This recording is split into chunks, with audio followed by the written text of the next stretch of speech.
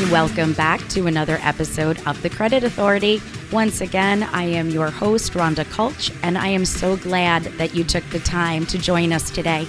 We always want to start our segments by thanking our sponsors. So thank you so much to Equity First. If you are experiencing credit and or financial challenges, feel free to reach out to any one of their trained professionals. They are bilingual, nationwide, and waiting for your call. They could be reached by dialing 631-714-4822. And with that said, I'm jumping right back in where we left off, speaking about an amazing event coming up, which is the International Women's Conference, Saturday, March 11th, being held at Hofstra University. And with us on the line right now is my friend, Carla Hamilton. How are you? I'm fine, Rhonda. It's so good to hear your voice and to connect with you today. You know, we haven't seen each other in a while. I know the pandemic has not been a help, right, in that scenario. Exactly, yeah. So I feel like every now and again when I have the chance to reconnect with another women in a leadership position, you know, all we want to do is go, and what are you doing? And what are you doing? And how are you doing, right? We want to just jam it all in. And I think that this year's conference is going to almost feel like that for so many people. They're going to feel good getting out. There's so many messages that we're waiting to share. But for you, I know that you actually work at Hofstra, right? Yes. Yes, I do. Yes, I do. And this whole conference is super exciting. I've been involved with Dr. Neva in the International Women's Conference for a couple of years, and then, like you said, with the pandemic and everything, it kind of shut things down. Things went to virtual, and this is, I think, the first time that we're actually all going to be able to get together and celebrate, you know, Women's History Month, and really just get to reconnect with everybody that we haven't had a chance to see face to face. So I'm super excited that it's going to be at Hofstra. It's been at Hofstra in the past. I do work for the university, which happens to be my alma mater as well. I started with Hofstra University back in September of 2017.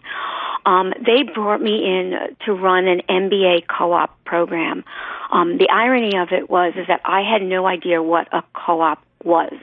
I thought of a co-op as being like another word for like condo or apartment. Yeah. But at the same time, my son happened to be looking at universities because he was getting ready to go off to college.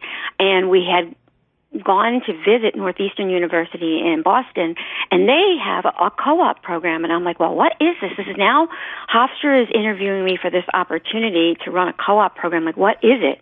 So basically what a co-op program is, it's synonymous for an internship. The big difference is that a student gets the opportunity to work full-time in a paid position in their degree, where an internship is about a couple of weeks to maybe a month or so, where with a co-op, the student really is focusing on their job and getting that real-world work experience for an extended length of time. So I tell employers for them, it's like a 3 to 5 month interview process. You have them there for 3 to 5 months. You don't have to worry about them running off to class, and if they do have a class, it's at night.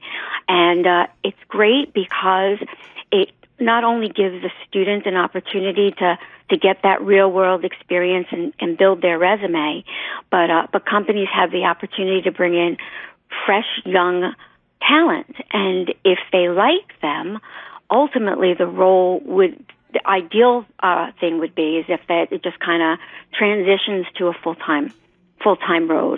So it's kind of getting the student's foot in the door, and the company now gets some really good new talent. I do it with MBA students. Hofstra has it at the School of Engineering right now for their undergraduate students. And if the student is taking the time off to do a co-op, their academic program is about 5 years because they need that time off to do those full-time roles. We're doing it at the Zarb Business School for the MBA students because the demographic of students has moved. Not like back when I went to school where, you get your undergraduate degree, and then you would go off and you'd work for a little bit, and then you go back for your master's or your MBA. These young folks are now going straight through because universities are also making it much more feasible for them to get both degrees in a shorter period of time. So we felt that that was the demographic that really needed the work experience.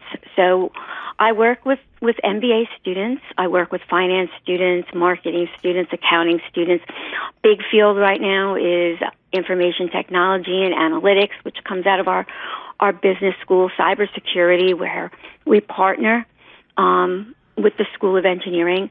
So for me, I was able to build up such a huge network over my past years of my own personal work experience. And now I get to reach out to people like you, Rhonda, and other people that I've met in the working industry and say, hey, I have an amazing student.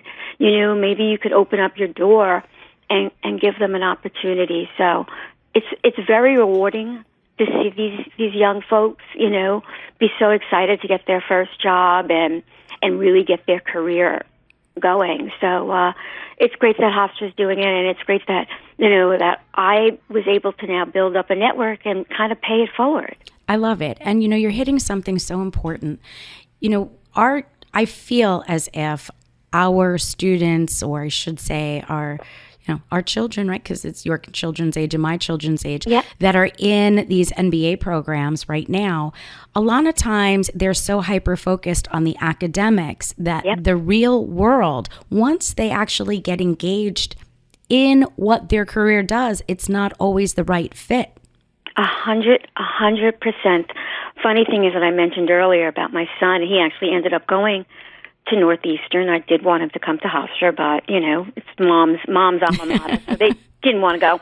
But he started out as a chemical engineer, and he did his first co-op in chemical engineering and realized he was going in the complete and total wrong direction. It wasn't for him. So he ended up switching his major and got himself into a completely different field. But it really is. It's great because, they don't really know what the real world is like. And really, they learn a lot in school, and they do a lot of case studies, but not until you can apply it, to your day-to-day, do you really know what it's like to be an HR manager or what it's like to be a business analyst. So it really is. It's such a great opportunity for them to kind of figure out, is this the direction I want to go to, or is this the industry that I really want to be in? And I said from the company standpoint, it's great for them because they get all these fresh ideas and, more current in what's happening now because this technology has been rapidly changing. These kids are right on top of it. And it's true. And I think also what happens when you're allowing the students to go out and have this real world experience, a lot of times kids don't know how to interface in a business community or in a real work environment setting. A lot of the people that I've met over the years, right? A lot of times they have a little bit of social awkwardness because there's been so much of the computer and the phone and the texting that when you actually have to engage, handshake, have eye communication, there's a disconnect with a handful of people as well. Absolutely. And what we do, I work very closely. We have a graduate career relations department that helps the students like with their resumes and mock interviews, especially we're in a totally new world now too where they're using artificial intelligence to do interviews and stuff. So we try to coach them and give them the confidence so that when they do go out into a real life setting, they're prepared. They may not be as less insecure because they know that, all right, I learned these skills or I was coached on these skills. But, don't get me going on artificial intelligence. That's a whole nother. That's a whole show. That's not a segment. That's a whole show. So thank you for letting me kind of talk a little bit about No, I love it. Now, what should we expect from you at the conference this year? So Dr. Neva had given me the panel discussion. I'll be on the panel that talks about adversity. So I'm not really sure exactly where some of the questions are going to be, but I know myself, especially being a female in this time and day, things have gotten a lot better. But when I first started work, I wasn't always at Hofstra. I actually started working for the utility Lilco. Oh my God! And I remember that myself, Lilco. But a male-dominated industry. A lot of these industries right now are still very male-dominated, and it's a little bit harder to build up your credibility as a female in an industry that is kind of looking at just the suits and the gray hair, and now a woman comes in and it's like, okay, well, it shakes it all up. Yeah, what to expect from them. So I think that might be the direction we're going in. They've been very generous. We are inviting students from the university to attend the event. I work with a lot of young ladies that are from different countries. Big country right now that is populating the university is Bangladesh. And these women are absolutely amazing.